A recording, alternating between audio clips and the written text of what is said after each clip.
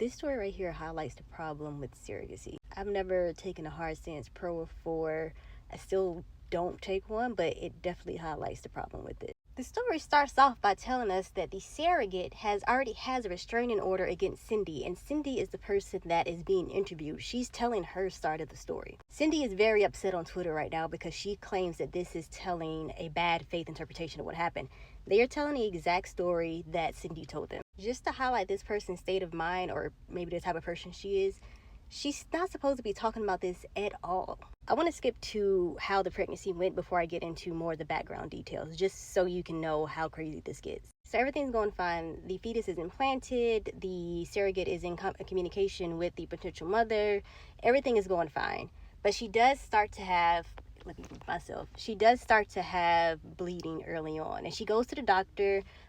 She's doing all of this work, but she's also going to prenatal sessions, and the family, the wife and the husband who's paid for this baby, are not showing up to the sessions. They aren't calling into the session, so they don't actually know what's going on with the birth. They just know that every now and then she's experiencing some complications and she goes to the doctor. The surrogate is not required to tell the potential mother that they're going to the doctor. They tell the agency that hired the surrogate, and that agency it's up to them to tell the parent. So while the pregnancy is going this way, the bleeding does not necessarily mean like it's over, but she is having these complications. The potential mother is in Facebook telling everything that's happening to this person, and everybody in the Facebook group knows who the surrogate is because she is also active in the Facebook groups. And she's like, hey, could you stop? Again, I'm just getting to how the pregnancy went because it wasn't that wild what happened. At 26 weeks, the surrogate starts to experiencing more fluids coming from their body. And the potential parent is like, well, you need to sign over your rights to me. Like, I need to make decisions for my child.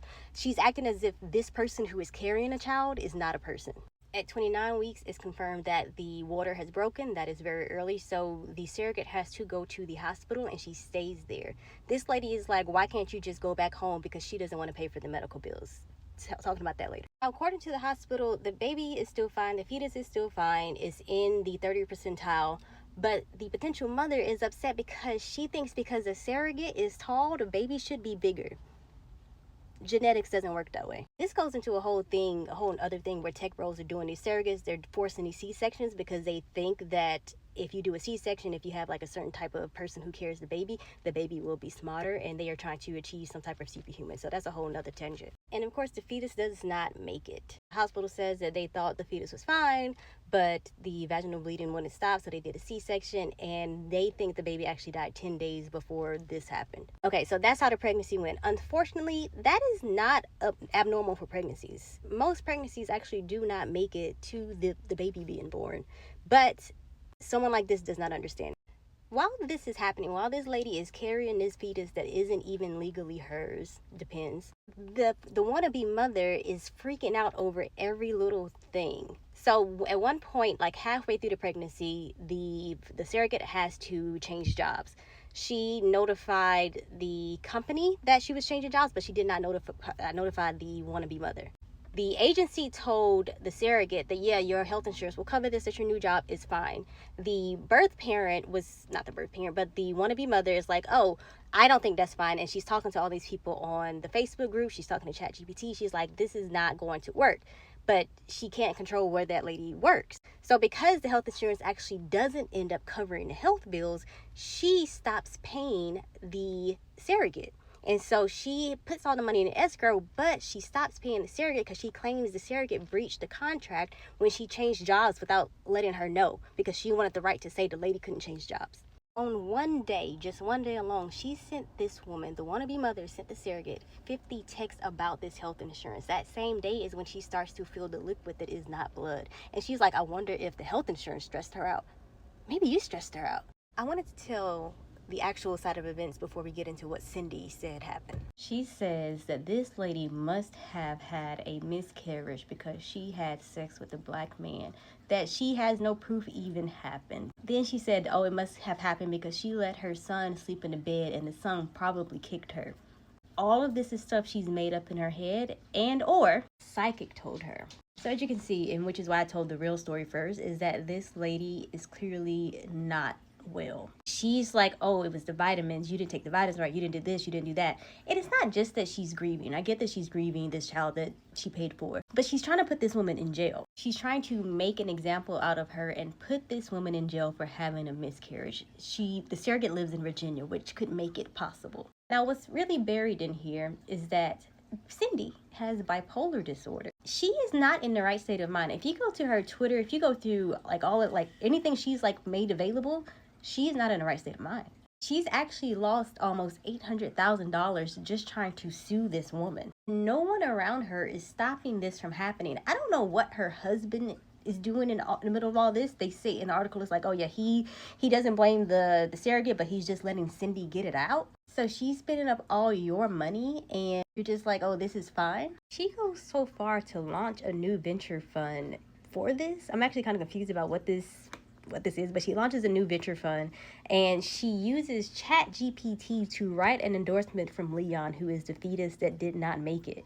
She called the FBI. Her point of view is that this lady purposefully killed her child, but not just that she, as the wannabe mother, had more rights over that woman's body than the woman did herself. And that if a surrogate goes against the doctor's medical advice, no proof that this has happened, by the way, but if they go against the doctor's medical advice, they should report it to the police. The doctor should call the police on the surrogate for not following medical advice. It's so clear that they do not see these people who are carrying the children as people. I haven't even finished Handmaid's Tale, but it's like a real life Handmaid's Tale. This person is actually a venture capitalist. They're all depraved, evil people. And they are saying that the wombs are just wombs. He does not use the word person. He says each agency has their own database of wombs. And they should be able to calculate or filter. They should be able to filter the wombs based on all of these things. After this happened, during this process, she actually had another person impregnated because she wanted twiblings, which is basically siblings, but they're two different surrogates. So she actually has a child. Pray for that child, because I don't know what this child is going to go through. The article goes on to say that she has had 6 babysitters since this baby has been born, which is 6 months ago.